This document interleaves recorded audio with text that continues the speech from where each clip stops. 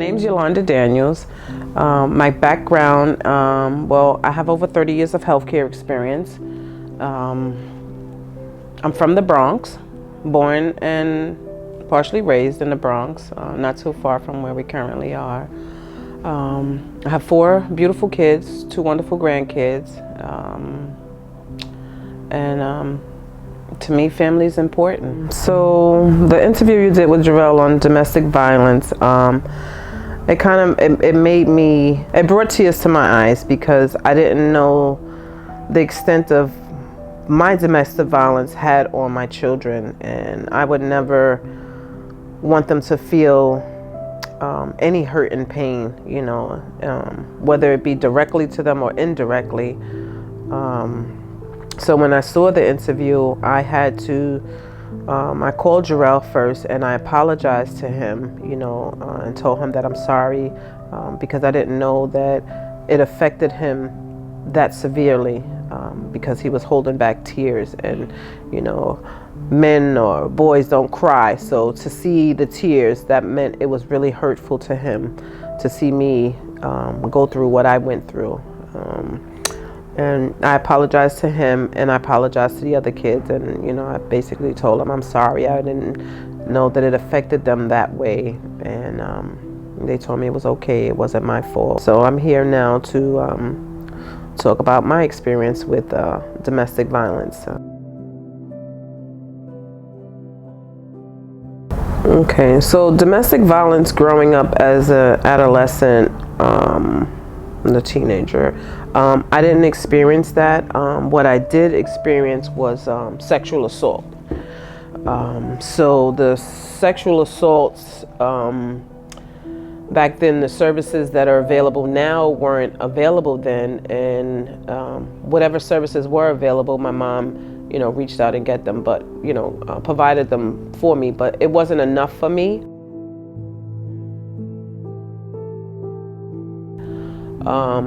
So I became very rebellious in school. As far as male figures, I didn't want to be around them. I became even more aggressive, like I would challenge them, you know, and fight them, to the point that I was kind of like a tomboy. I would compete with boys in sports, whether it be stickball, tag football, whatever sports was out there. I would compete with them just to, I guess for me, it was to take back control of what was taken from me. And I was very competitive and I won. You know, everybody wanted me on their team. But going into adult with that, I was fine. I suppressed it. I dealt with it, you know, on a different level as I got older. And I was okay. I was, you know, successful. I have 4 wonderful children. I didn't experience no domestic violence with their father. I was fine until I met a gentleman that, you know, I found, I actually fell in love with it. And I fell in love with the fact that he had a younger daughter, and he was raising her. And, you know, you don't have a lot of men that take on the responsibility to raise their child, especially being a female. But he was doing that. I didn't care about his background. I wouldn't say I didn't care about it. I didn't let it defy him or our relationship. You know, I said, well, we can build together because, you know, I had finished school and I have it, you know, my career was already started. You know, we can grow together. And it was going well. We got married, probably too soon, but we were both happy with it. And things was going well in the first 2 years. And then it started kind of going south. And it got to the point where one occasion we was down in Harlem and he was drinking. We all were drinking, you know, and he asked me to drop him to his mom. I'm like, okay, no problem, I'll drop him. I'm driving down 8th Avenue and he just reached over and choked the shit out of me.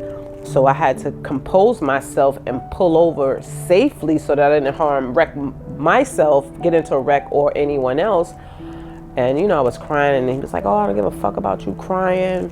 oh, you down there in these niggas' faces? I'm like, what? Like, what are you talking about? Like, you're here with me. Like, I'm confused. Like, oh, I don't care. He got out the car, he left.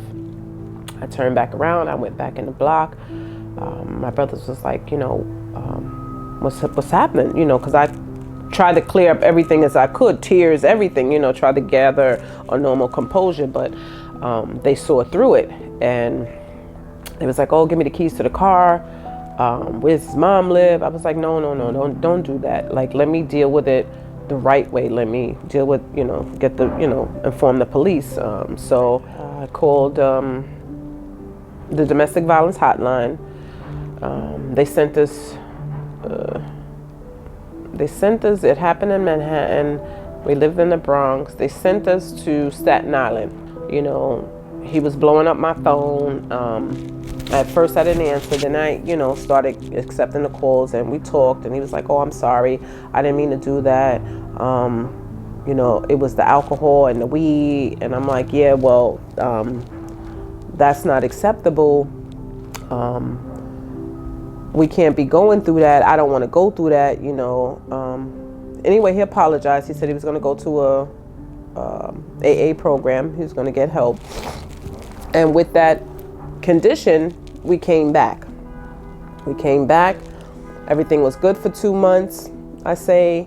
Then it started back again with the same things, you're going out with your friends. Why are you going out with them? Oh, you can't leave the kids in the house by themselves. Oh, the kids are not in the house by themselves. And they have cell phones. So if they need to reach me, they can reach me. So I was okay with all of that. And it kind of was good for a little while. Then, boop, back again. It was good. It wasn't what we have now. It was kind of small, but we made the best of it. The thing was, for the kids though, all their friends was in the Bronx, and we're in Staten Island. So it's like, they have to leave from the Bronx at a certain time to get the ferry back across.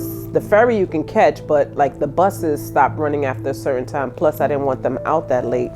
But we was out there for a while, and we was out there for about a year or so, and I ran into him while I was in the city, and we talked, and he's like, oh, I've been clean, I don't drink, I don't smoke. And I was like, oh, that's nice. Mind you, we're still married. I never got divorced. So I guess the love that I had for him, or had for him, because it's over now, was still there. So, and we were still married, and I was willing to give it a try. And I asked the kids though, I said, Clyde said he's clean, he doesn't drink, he doesn't smoke. I know you guys are tired of being out here because you got to commute back and forth. Do you guys want to go back and try? And, it was like, okay, well, if something happens, we out. I'm like, okay, agreed upon.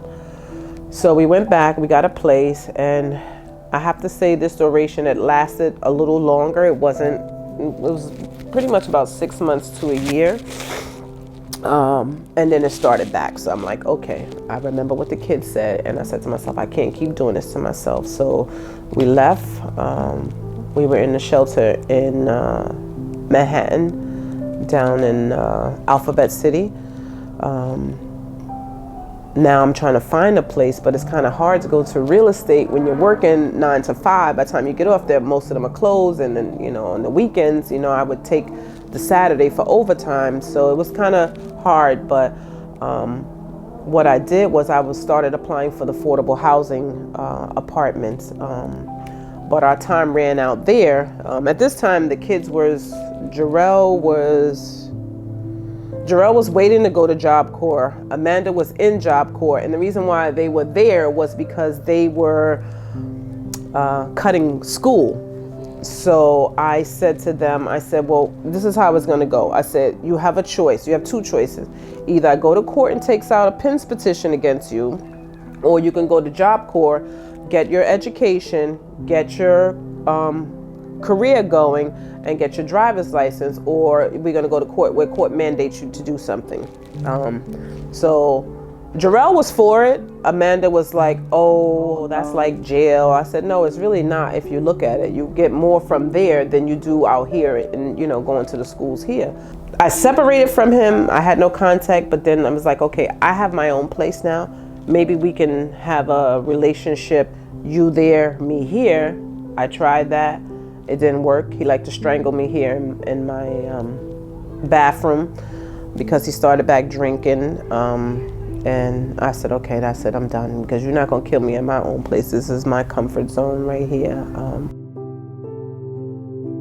As far as any advice for women in domestic violence, you gotta find within yourself, whether it's for you or your children, you gotta dig deep down inside and know that there's more, that you're worth more than a man physically harming you or verbally harming you. And if you have kids, do it for your kids, because little do we know, they don't want to see us go through that, and they're not going to tell us how they truly feel, especially if they're young, you know, and especially if they see that, you know, growing up that mom was in charge and, you know, mom did this, that, and the third. But love is blind sometimes, and it'll make you be susceptible to things that you would have never thought you were.